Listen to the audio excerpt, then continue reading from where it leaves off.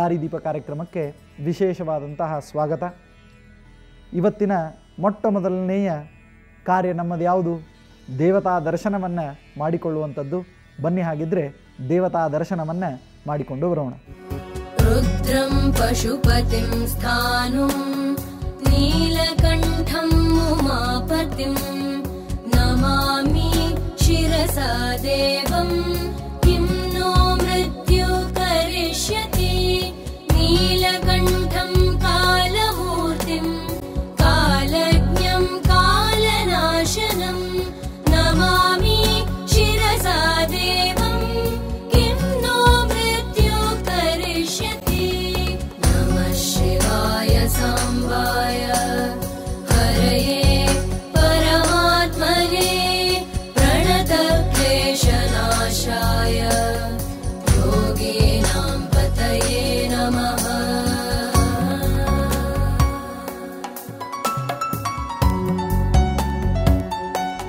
ನೀಲಕಂಠಂ ವಿರೂಪಾಕ್ಷಂ ನಿರ್ಮಲಂ ನಿಲಯಪ್ರಭಂ ನಮಾಮಿ ಶಿರಸಾ ದೇವಂ ಕಿಂ ನೋ ಮೃತ್ಯು ಕರಿಷ್ಯತಿ ವಾಮದೇವಂ ಮಹಾದೇವಂ ಲೋಕನಾಥಂ ಜಗದ್ಗುರುಂ ನಮಾಮಿ ಶಿರಸಾ ದೇವಂ ಕಿಂ ನೋ ಮೃತ್ಯು ಕರಿಷ್ಯತಿ ನಮಃ ಶಿವಾಯ ಸಾಂಬಾಯ ಹರಯೇ ಪರಮಾತ್ಮನೇ ಪ್ರಣತ ಕ್ಲೇಶನಾಶಾಯ ಯೋಗೀನಾಂ ಪತಯೇ ನಮಃ.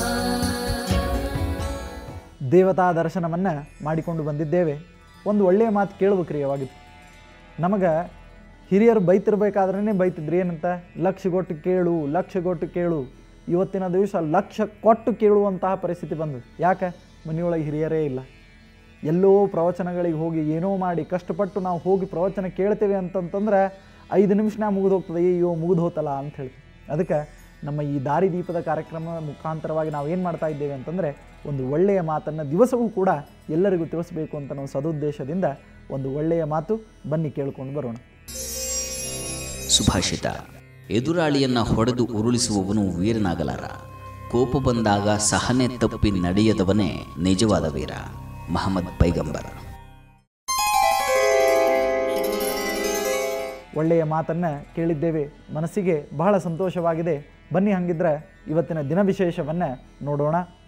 ಹೇಮಲಂಬಿನಾಮ ಸಂವತ್ಸರ, ಉತ್ತರಾಯಣ, ವಸಂತ ಋತು, ಚೈತ್ರ ಮಾಸ, ಕೃಷ್ಣ ಪಕ್ಷ, ಸೋಮವಾರ, ಷಷ್ಠಿ ತಿಥಿ, ಮೂಲಾ ನಕ್ಷತ್ರ, ಪರಿಯೋಗ, ಗರಜಕರಣದಲ್ಲಿ ಇವತ್ತಿನ ದಿವಸ ನಾವಿದ್ದೇವೆ.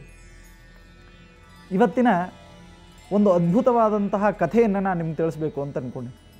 ಯಾಕಂತಂದ್ರೆ ನಾವೆಲ್ಲರೂ ಸುದ್ದಾನು ಜೀವನದೊಳಗೆ ಒಂದು ಮೊದಲೇ ಅಂದ್ಕೊಂಡ್ಬಿಡ್ತೇವೆ ರೀ. ಏನು ಅಂತಂದ್ರೆ, ನನ್ನ ಅದೃಷ್ಟ ಚಲೋ ಇಲ್ಲ, ನನ್ನ ಕಡೆಯಿಂದ ಏನೂ ಆಗುವುದಿಲ್ಲ. ಹಿಂಗೊಬ್ಬರು ಮಹಾನ್ ಭಾವರು ನಮ್ಮಲ್ಲಿದ್ದಾರೆ. ಅವರು ಹೇಳೋ ಮುಂದಾಗ ಹಂಗೆ ಹೇಳಿಬಿಡ್ತಾರೆ, ನನ್ನ ಹಣೆ ಬಾರ ಚಲೋ ಇಲ್ಲ ಹೇಳೋ ಮಾರಾಯ ಅಂತ. ಹಿಂಗೆ ಅಂದ್ಕೊಂಡು ಪಾಪ ಸ್ನಾನ ಮಾಡಿ ಬರ್ತಿರ್ತಾರೆ. ಯಾರೋ ಏನೋ ಮುಟ್ಬಿಡ್ತಾರೆ, ಮತ್ತೊಮ್ಮೆ ಸ್ನಾನಕ್ಕೆ ಹೋಗ್ತಾರೆ. ನನ್ನ ಹಣೆ ಬಾರ ಚಲೋ ಇಲ್ಲ ಮಾರಾಯ ಅಂಥೇಳಿ ಊಟಕ್ಕೆ ಬರ್ತಾರೆ. ಅವರು ಚೆಂದಾಗಿ ಊಟ ಆಗೋದಿಲ್ಲ. ಅಯ್ಯೋ ನನ್ನ ಹಣೆ ಬಾರ ಚಲೋ ಇಲ್ಲ ಮಾರಾಯ ಅಂಥೇಳಿ ಕೆಲಸಕ್ಕೆ ಹೋಗ್ತಾರೆ. ಅವ್ರ ಕೆಲಸನೂ ಅರ್ಧಂಬರ್ಧ ಆಗಿಬಿಡ್ತದೆ. ಆ ವ್ಯಕ್ತಿಗಳಿಗೆ ನಾನು ಒಂದು ಕೇಳಿದೆ, ಅಲ್ರಿ ದಿವಸ ಬೆಳಗ್ಗೆ ಅದಕ್ಕೂ ಇದನ್ನೇ ಮಾತು ಹೇಳ್ತಾರೆ, ನನ್ನ ಹಣೆ ಬಾರ ಚಲೋ ಇಲ್ಲ, ನನ್ನ ಹಣೆ ಬಾರ ಚಲೋ. ಒಂದು ದಿವಸ ನನ್ನ ಹಣೆ ಬಾರ ಚಲೋ ಅದಂತ ತೊಗೊಂಡ್ರಿಲ್ಲ ಅಂತಂದ್ಕ ಅವ್ರು ಒಂದು ಮಾತು, ಆಚಾರ ನೀವೇನು ಟೈಮ್ ಹೇಳಿಗತ್ತಾರಲ್ಲ, ಇದು ರಾಹುಕಾಲ, ನನ್ನ ಹಣೆ ಬಾರ ಚಲೋ ಇಲ್ಲ, ಈ ಮಾತು ನನಗೆ ಅಪ್ಲಿಕೇಬಲ್ ಆಗೋದಿಲ್ಲ ಅಂತ. ಅಂದರೆ ವಿಚಾರ ಮಾಡಬೇಕಾದದ್ದು ಏನು ಅಂತಂದರೆ, ಹಣೆ ಬರಹ ಚಲೋ ಇಲ್ಲ, ಹಣೆ ಬರಹ ಚಲೋ ಇಲ್ಲ ಅಂತ ಹೇಳ್ತೀವಿ. ಆದರೆ ಈ ಹಣೆ ಬರಹ ಅಂತ ಅನ್ನೋದಾದರೂ ಏನು? ಅವ್ರು ಹಾಗೆ ಹೇಳಿದ ಕೂಡ ನನಗೆ ಭಾಳ ಕುತೂಹಲ ಹುಡ್ತು. ಸರಿ, ಹಂಗಿದ್ರೆ ಈ ಹಣೆ ಬರಹದ ಬಗ್ಗೆನೇ ಒಂದು ಸ್ವಲ್ಪ ಅಧ್ಯಯನ ಮಾಡಿದ್ರಾಯಿತು ಅಂಥೇಳಿ ಧರ್ಮಶಾಸ್ತ್ರದ ಪುಸ್ತಕವನ್ನು ತೆಗೆದು ಆ ಹಣೆ ಬರಹ ಅಂತ ಅನ್ನೋದಾದರೂ ಏನು ಅಂತನ್ನೋದನ್ನು ನೋಡಿದಾಗ ಅಲ್ಲಿ ವಿಧಿಲಿಖಿತ ಹಣೆ ಬರಹ ಅಂತನ್ನೋದ್ರ ಬಗ್ಗೆ ವ್ಯಾಖ್ಯಾನವನ್ನು ಬರೀತಾರೆ ಧರ್ಮಶಾಸ್ತ್ರಕಾರರು. ಅಲ್ಲಿ ಅವ್ರು ಬರೀತಾರೆ ಏನು ಅಂತಂದರೆ, ಮನುಷ್ಯನ ಜೀವನದಲ್ಲಿ ಹಿಂಗಿಂಗೆ ಆಗಬೇಕು, ಹಿಂಗಿಂಗಿರಬೇಕು, ಹಿಂಗಿಂಗೆ ಮಾಡಬೇಕು ಅಂತನ್ನೋದು ಎಲ್ಲ ಕೂಡ ಮೊದಲೇಕಿಂದನೇ ಬರ್ದಿದ್ದಿರ್ತದೆ. ಅಲ್ರಿ ಎಲ್ಲ ಕೂಡ ಮೊದಲೇಕೆ ಬರ್ದಿದ್ದಿತ್ತಂತಂದ್ರೆ ಅವ್ರು ಅನ್ನೋದು ಕರೆಕ್ಟ್ ಅದ. ಯಾಕೆ? ಅವ್ರು ಹಣೆ ಬರೋದೊಳಗೆ ಹಣೆ ಬರ ಕೆಟ್ಟದ ಅಂತ ಅನ್ನೋದು ಬರ್ದಾನ ದೇವರು. ಹೀಗಾಗಿ ಅವ್ರು ಹಂಗೆ ಅಂತಾರ ಅಂತಂದ್ರೆ ಇಲ್ಲಿ ಒಂದು ಆಪ್ಷನ್ ಇಟ್ಟಾನ್ರಿ ಬ್ರಹ್ಮ. ಏನು ಆಪ್ಷನ್ ಇಟ್ಟಾನ ಅಂತಂದರೆ, ನಾನು ಹೇಳುವಂತಹ ಮಾತಲ್ಲಿದು ಕಿಂತು ಬ್ರಹ್ಮಲಿಖಿತ ವಿಧಿಲಿಖಿತ ಈ ಧರ್ಮ ಸಿಂಧು ಅಂತನೂ ಒಂದು ಪುಸ್ತಕ ಬರ್ತಾ ಇದೆ, ಅದೆಲ್ಲ ಅವಶ್ಯವಾಗಿ ನೀವು ನೋಡ್ರಿ. ಅದರಲ್ಲಿ ಹೇಳ್ತಾರೆ ಏನು ಅಂತಂತಂದರೆ ಬ್ರಹ್ಮಲಿಖಿತ ಅಥವಾ ಹಣೆ ಬರಹ ಅಂತಂದ್ರೆ ಏನು ಅಂತಂತಂದರೆ ಇದನ್ನು ನಾವು ಚೇಂಜ್ ಮಾಡ್ಕೊಳ್ಬೋದಂತೆ. ಯಾಕಂತಂದರೆ ಬ್ರಹ್ಮದೇವರು ಅಲ್ಲಲ್ಲೇ ಆಪ್ಷನ್ ಇಟ್ಟಾನಂತೆ. ಏನಂತ ಹೇಳಿ, ಆ್ಯಸ್ ಯು ವಿಶ್. ಇವತ್ತಿನ ದಿವಸ ನೀನು ಏನು ಅನ್ಕೋತಿ ಹಂಗಾಗಲಿ ಅಂಥೇಳಿ ಆಪ್ಷನ್ ಇಟ್ಟಾನಂತೆ. ಇವತ್ತಿನ ದಿವಸ ನೀನು ಪೂಜೆ ಮಾಡಿದೆ ಅಂತಂದ್ರೆ ನೀನು ವಿಘ್ನ ಪರಿಹಾರ ಆಗಲಿ ಅಂತ ಆಪ್ಷನ್ ಇಟ್ಟಾನಂತೆ. ಇವತ್ತಿನ ದಿವಸ ತಂದೆ ತಾಯಿಗಳ ಪೂಜೆಯನ್ನು ಮಾಡು, ತಂದೆ ತಾಯಿಗಳಿಗೆ ವಂದಿಸು, ಅವ್ರ ಮಾತು ಹೇಳ್ದಂಗೆ ಕೇಳು, ನಿನಗೆ ಒಳ್ಳೇದಾಗ್ತದೆ ಅಂತ ಇಟ್ಟಾನಂತೆ. ಅಂದರೆ ವಿಚಾರ ಮಾಡಬೇಕಾದದ್ದು ಏನು ಅಂತಂದರೆ ಹಣೆ ಬರಹ ಅಂತ ಅನ್ನೋದು ಚೇಂಜ್ ಮಾಡ್ಲಿಕ್ಕೆ ಸಾಧ್ಯ ಇಲ್ಲ ಅಂತ ಯಾರ್ಯಾರು ಅಂತೀರಿ, ನಾನು ಹೇಳ್ತೇನೆ ಹಣೆ ಬರಹವನ್ನು ಚೇಂಜ್ ಮಾಡ್ಕೊಳ್ಬೋದು. ಜ್ಯೋತಿಷ್ಶಾಸ್ತ್ರದ ಪ್ರಕಾರ ನೀವು ನಂಬ್ತಿರೋ ಬಿಡ್ತಿರೋ ಗೊತ್ತಿಲ್ಲ, ಹಸ್ತ ಸಾಮುದ್ರಿಕಾ ವಿಷಯದಲ್ಲಿ ನಿರ್ಣಯವನ್ನು ಕೊಡ್ತಾರೆ. ಏನಂತ ನಿರ್ಣಯ ಕೊಡ್ತಾರೆ ಗೊತ್ತೇನ್ರಿ, 21ನೇ ವರ್ಷದ ತನಕನೂ ಹೆಚ್ಚು ಕಡಿಮೆ ಕೈ ನೋಡ್ಲಿಕ್ಕೆ ಬರುವುದಿಲ್ಲಂತ.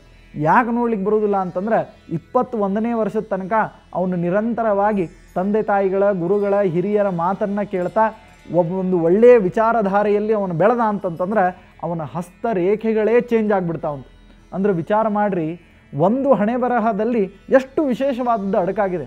ಅದಕ್ಕೆ ನಾನು ನಿಮ್ಮಲ್ಲಿ ಕೇಳ್ಕೊಳ್ಳೋದು ಇಷ್ಟ ಏನು ಅಂತಂತಂದ್ರೆ, ನನ್ನ ಜೀವನ ಬದಲಾಯಿಸ್ಲಿಕ್ಕೆ ಸಾಧ್ಯ ಇಲ್ಲ, ನಾನು ಸುಧಾರಿಸ್ಲಿಕ್ಕೆ ಸಾಧ್ಯ ಇಲ್ಲ, ನನ್ನ ಜೀವನ ಹಿಂಗೆ ಹೋಗ್ತದೆ, ಹಿಂದೂ ಹಿಂಗೆ ಹೋಗಿತ್ತು ಅಂಥೇಳಿ ದಯವಿಟ್ಟು ಯಾರೂ ಅಂದ್ಕೊಳ್ಳಿಕ್ಕೆ ಹೋಗಬೇಡ್ರಿ. ಯಾಕಂತಂತಂದರೆ ನಮ್ಮ ಜೀವನದೊಳಗೆ ಏನು ಒಳಿತಾಗ್ತದೆ, ಯಾವಾಗ ಆಗ್ತದೆ ಅಂತನ್ನೋದು ಹೇಳಲಿಕ್ಕೆ ಸಾಧ್ಯವಿಲ್ಲ. ಅದರಿಂದ ಒಂದು ವಿಚಾರಧಾರ ನೀವು ಯಾವಾಗಿದ್ರೂ ಇಟ್ಕೊಂಡು ಹೊಂಡ್ರಿ, ಪುಣ್ಯ ಕೆಲಸ ನಮ್ಮ ಕಡೆಯಿಂದ ಆಗಬೇಕು. ನದೇವ ದಂಡಮಾದಾಯ ರಕ್ಷಂತಿ ಪಶುಪಾಲವತ ಯಂ ಹಿ ರಕ್ಷಿತು ಇಚ್ಛಂತಿ ಸದ್ಬುದ್ಧಿಯ ಯೋಜಯಂತಿ ಸ್ಮ. ದೇವರ ರಕ್ಷಣೆ ಹೆಂಗೆ ಗೊತ್ತೇನ್ರಿ, ಕೋಲ್ ಹಿಡ್ಕೊಂಡು ದನ ಕಾಯೋ ಹಂಗೆ ನಿಮ್ಮಿಂದ ಬೆನ್ನತ್ತಿ ಅವನ ಲಕ್ಷಣ ಮಾಡುವುದಿಲ್ಲ, ಕಿಂತು ಸದ್ಬುದ್ಧಿಯನ್ನು ಕೊಟ್ಟು ಪ್ರೇರಣೆ ಮಾಡ್ತಾನೆ. ಆ ಬುದ್ಧಿ ಎಲ್ಲಿಂದ ಕೊಡಬೇಕೋ ಗೊತ್ತಾಗುವುದಿಲ್ಲ, ಆದರೆ ಒಂದು ಸತಿ ಅವನು ಕೊಟ್ಟ ಅಂತಂತಂದರೆ ನಮ್ಮ ಎಲ್ಲ ವಿಘ್ನಗಳು ಪರಿಹಾರವಾಗ್ತದೆ. ಅದಕ್ಕೆ ಗಣಪತಿಯನ್ನು ಸ್ಮರಣೆ ಮಾಡಿ, ವಿದ್ಯಾ ಗುರುಗಳನ್ನು ಸ್ಮರಣೆ ಮಾಡಿ, ಸರಸ್ವತಿಯನ್ನು ಸ್ಮರಣೆ ಮಾಡಿ, ನಿಮಗೆ ಆಪತ್ತುಗಳು ಬಂದಾಗ ನಿಮ್ಮ ತಂದೆ ತಾಯಿಗಳ ಗುರು ಹಿರಿಯರ ಸ್ಮರಣೆ ಮಾಡಿ, ಇದರಿಂದ ನಿಮಗೆ ಒಳಿತಾಗ್ತದೆ. ಬನ್ನಿ ಹಾಗಿದ್ದರೆ 12 ರಾಶಿಗಳ ಭವಿಷ್ಯವನ್ನು ನೋಡೋಣ. ಬನ್ನಿ ಹಾಗಿದ್ದರೆ ಮೇಷರಾಶಿಯ ಫಲ ಏನು ನೋಡೋಣ. ಗೃಹಿಣಿಯರಿಗೆ ವಸ್ತ್ರ ಲಾಭ ಪ್ರಾಪ್ತಿಯಾಗ್ತಾ ಇದೆ. ನಿಮ್ಮ ಗಂಡಂದ್ರಿಗೆ ಹೇಳ್ರಿ ಇವತ್ತು ಸೀರೆ ಕೊಡಿಸ್ಲಿಕ್ಕೆ, ಅವಶ್ಯವಾಗಿ ಸೀರೆಯನ್ನು ಕೊಡಿಸ್ತಾರೆ. ವಿಶೇಷವಾದಂಥ ವಸ್ತ್ರ ಲಾಭ ಇದು ಮೇಷರಾಶಿಯವರಿಗಿದೆ. ಇನ್ನು ವೃಷಭ ರಾಶಿಯ ಮಕ್ಕಳೇನಿದ್ದಾರೆ ಅವರಿಗೆ ಬದಲಾವಣೆ ಆಗುವಂತಹ ಸಮಯ ಇದೆ. ಆದ್ದರಿಂದ ತಂದೆ ತಾಯಿಗಳಲ್ಲಿ ನಾನು ಹೇಳ್ತಾ ಇದ್ದೇನೆ, ವೃಷಭ ರಾಶಿಯ ಮಕ್ಕಳಿದ್ರು ಅಂತಂದರೆ ಇವತ್ತಿನ ದಿವಸ ಒಳ್ಳೆಯ ಉಪದೇಶವನ್ನು ಗುರುಗಳ ಕಡೆಯಿಂದ ಅವ್ರಿಗೆ ಮಾಡಿಸಿ, ಅವ್ರಿಗೆ ಏನಾಗಬೇಕು, ಹೆಂಗಾಗಬೇಕು ಜೀವನದೊಳಗಂತ ನೀವು ಅಂದ್ಕೊಂಡ್ರಿ, ಆ ಆದರ್ಶಗಳನ್ನು ಅವ್ರಿಗೆ ತಿಳಿಸಿ ಅವರು ಇವತ್ತಿನ ದಿವಸ ಬದಲಾಗ್ತಾರೆ.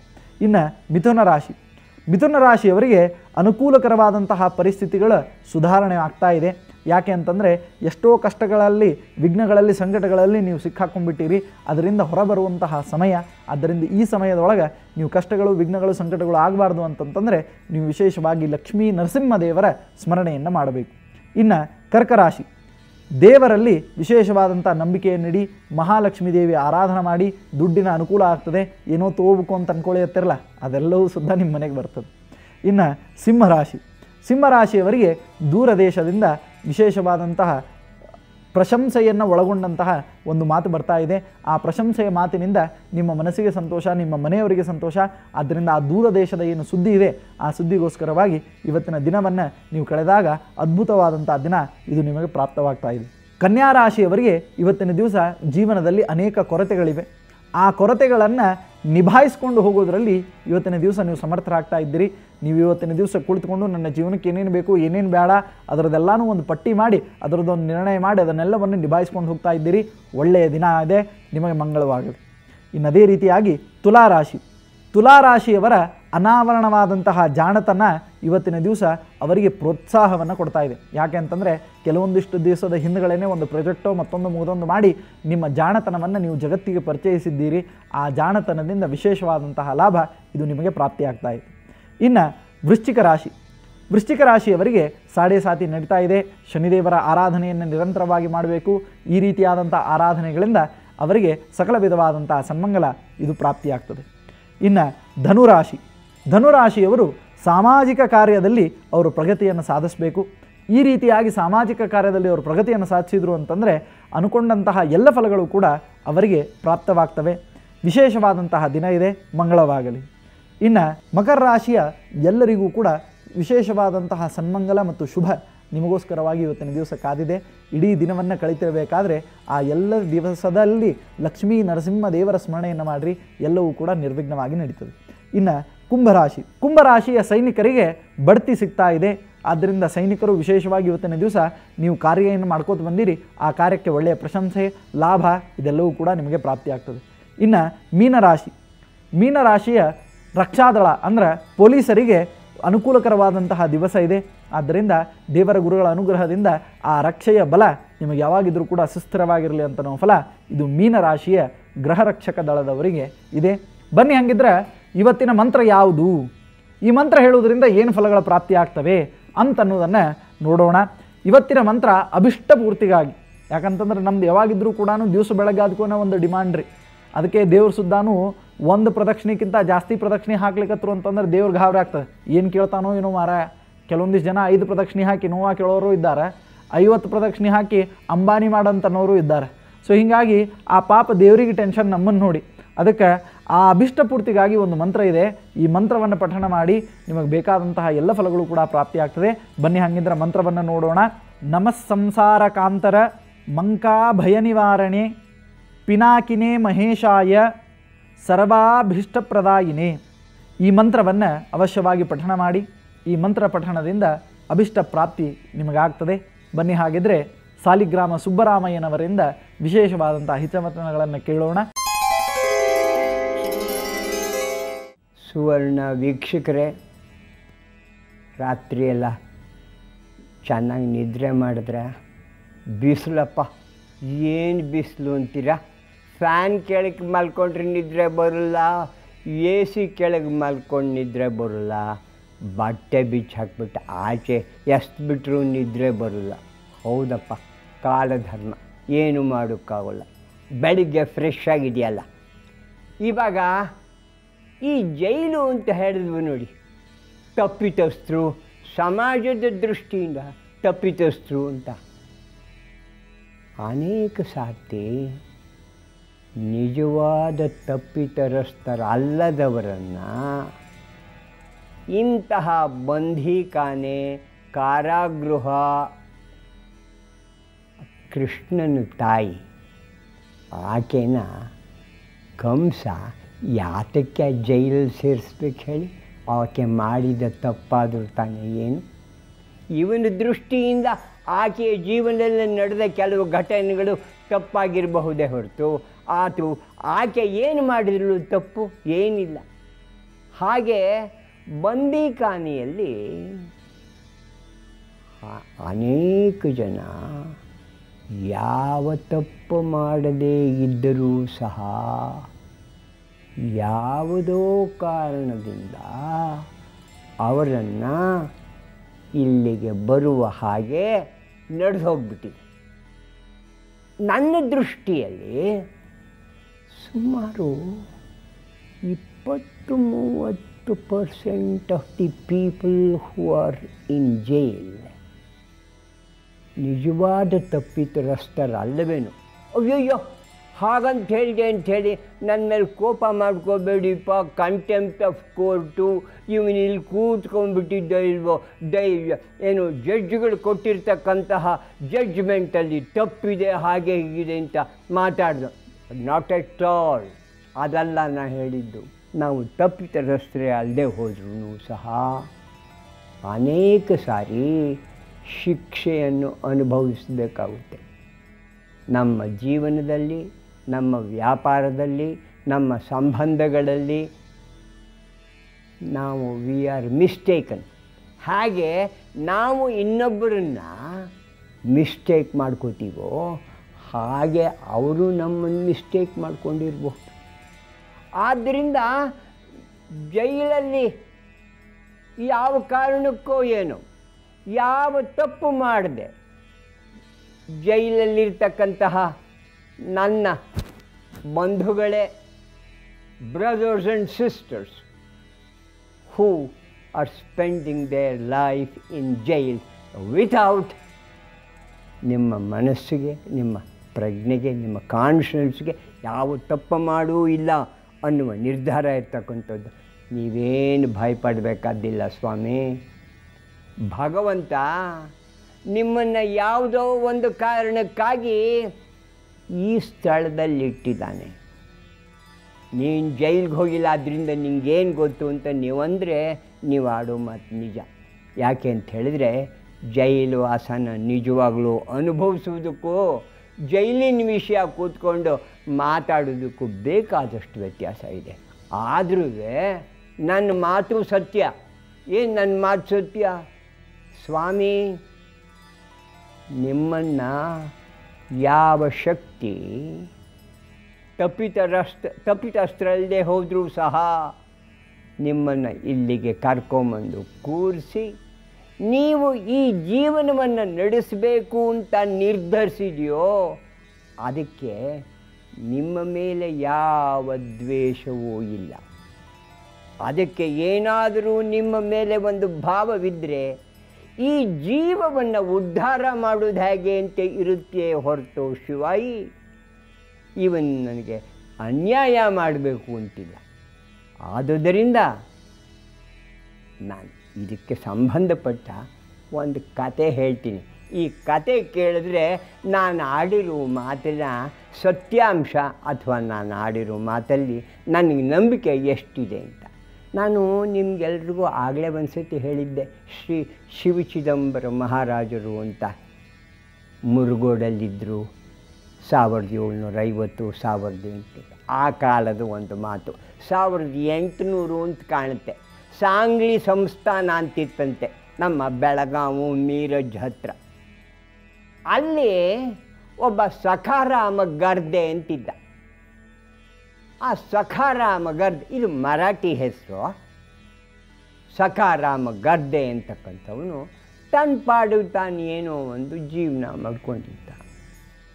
ಮಹಾರಾಜನಿಗೆ, ಅಲ್ಲಿಯ ಮಹಾರಾಜನಿಗೆ, ಸಾಂಗ್ಲಿ ಮಹಾರಾಜರಿಗೆ ಈತನ ನಡವಳಿಕೆಯಲ್ಲಿ ಅಥವಾ ಈತನ ಮೇಲೆ ಏನೋ ಒಂದು ತಪ್ಪು ತಿಳುವಳಿಕೆ ಬಂದ್ಬಿಟ್ಟು ಸಕುಟುಂಬ ಸಮೇತನನ್ನಾಗಿ ಈತನನ್ನು ಬಂಧೀಖಾನಿಯಾಗಿ ಮಾಡಿಬಿಟ್ಟು ಅಲ್ಲಿ ಇರಿಸಿಟ್ಟಿದ್ರು. ಇವನಿಗೆ ಏನಿದು, ನಾನು ದೇವರನ್ನು ನಂಬಿಕೊಂಡಿರ್ತಕ್ಕಂತಹ ಮನುಷ್ಯ,